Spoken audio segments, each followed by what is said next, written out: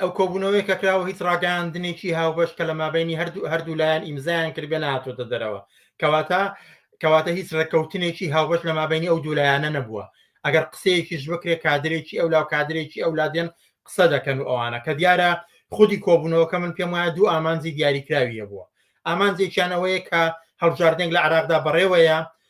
هەروەکو چۆن حیزب و لایەنە سیاسیەکان لەسەر ئاستی عراقدا خەریکی هاوپەیمانەتی تازن و خەریکی کۆبوونەوەن و نەخشەی خۆیانن. یەکێتی و پارتی لەو چوارچێوەیەدا لە کوردستاندا دەیانەوێ بۆ ئەم هەڵبژاردنە پێش ئەو هەڵبژاردنە لە نێو خۆیاندا شتێ بکەن بۆ ئەوەی لانی کەم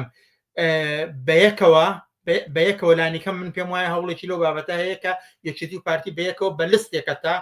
بەشداری لەو هەڵبژاردنانە بکەن بۆەوەی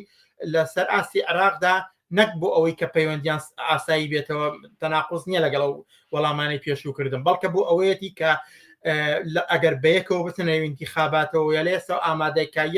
ئامادەکاریە بکەن بۆ ئەوەیە کە ئەگەر ئەو کورسیانەی کە پێشتر هەیەە لە عراقداوە لە ڕێگەی ئەو ڕێگەیەوە بانگەشەیەوە دەکەن کە ئەوان شەرعیەتی قانونی و حقوقیان لەسەر ئاستی عراق بەرەسێناوە و لە انتخاباتدا کورسیانەیە دەیانەوێت لەو بۆ ئەم انتخاباتش ئەو کورسیانەیان بمێنێتەوە و جارێکی کە بە خەڵک بە لانی کەم بە لەسەر ئاستی ڕای گشتی و ڕسمی لە عراقدا بڵێن کە ئەوە یەکێتی و پارتی درێژەدان بە دەسەڵاتداری خۆیان بەسەر خەڵکی کوردستاندا لە ڕێگەی انتخاباتەوە لەسەر ئاستی عراقا بەرەسێناوەتەوە. ئەمە یەکێکە لەوانەی کە دایانەوێ بیکەن و هەوڵ دەدەن هەتا بەیەک لەستیش بیکەن کە دیارەوە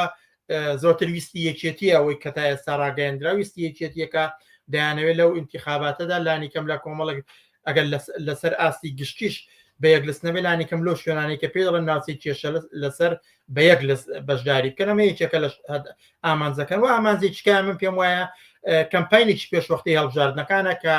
دەیانەوێ لە بەرامبەر ئەو هەموو ڕق و تووڕەیەی کە خەڵک و وڵاتانی ناوتەقە کۆمەلگەی نێودەوڵەتی و خەڵکی کوردستان لە گرژی نێوانی یەکێتی و پارتی کە هەیە و هەمیشە گرژیەکانیشیان کاریگەری لەسەر دۆخی ژیان و خەڵکی کوردستان و تەنانەت لەسەر ژیانی کۆمەڵایەتی خەڵکیش دروست دەکا کاتێک گرژی دەبێ دەیانەوێت نیشانی دەن کە ئێمە خەریکین ئەو گرژانش خەریکە لا دەبین و خۆڵکەنە چاوی خەڵکی کوردستان. ئەمەش ینی بەسم ئەم دوو ئامانجەی هەبووە ئەوەی کە ئەوان ڕیانگەیان بۆ نمونە ئەوەی کە وتویانە گوایە خەریکن کابینە پێکێن و حکومت پێک دەهێنن بۆ خەڵکی کوردستانەوەی کێشە نیە ئەمان کابینەیانە بێ کابینەیان نەبێ خۆ لانیکەم لە خەڵکی کوردستان ئەزمموی نۆ کابینەی کەی دەسەڵاتی یەکێتی و پارتی هەیە بەڵام خۆ نۆ کابینە گەر نتوانێت موسەبدات و نتوانێت خزمەت گوزاری دابین کات و نتوانێت مافە فەردیومەتەنیەکان فراهم کات و نتوانێت ئازادە پەراوێزی ئازادە سیاسیەکان کا لە کوردستاندا خۆی لە ئەنجامدا بەرهەمی ڕاپەڕی کەشێکی دیاری کراوە نتوانێت ئەوانە بەریم کاتەوە کابینەت دەورێکی بۆ خەڵکی کوردستانەیە خود بە پێچەوانەوە خودی کابینەکان و خودی پەرلەمان بوونەتە بارگرانی بەسەر خەڵکی کوردستانەوە یعنی تۆ بێنە بەرچاوی خۆت ئەو هەموو بودجەی کە بۆ وەزارەت خانەکان و ئەندام پەرلەمانەکان و مستەشارەکانیان سەرف دەکرێت داهاتێکی یەکجار خەیاڵیە لەوانەیە واگەر بۆ ئەوانە سەرف نەکرێت و بخرێتە بواری بۆ نمونە کارتی تەندروستی یا پەروەردە و فێرکردن ئەوە لەو بارەیەدا دەتوانێت زۆر زیاتر خێری هەبێتەوە بۆیە ئەوەی کە ئەوە دەتوانێت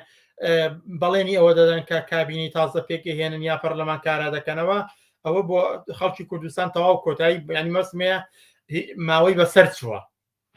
ماوەی بەسەر چووە خەڵک ئەزمموی ئەوەی کردووە ینی حکوومەت هەبێ یان نەبێ دیارە من لە هەموو ئەوانەدا دەبێت تاکید بکەم مەبەستم لە حکوومەت ئەو حکوومەتەیە کە بۆ شێواندنی ڕای گشتی و ڕای ڕسمی دروست دەکرێت ئەگەنا لە دنیای واقعدا لە 92ەوە تا دەگا بە ئێستا بۆ یەک لەحظە حکوومەتێکی واقعی حکوومەتێکی سەراسەری حکوومەتێکی بەرپەرز حکوومەتێک کە مافی فەرمان ڕەوایەتی لە سەراسەری کوردستاندا هەبێ بوونی نەبووە.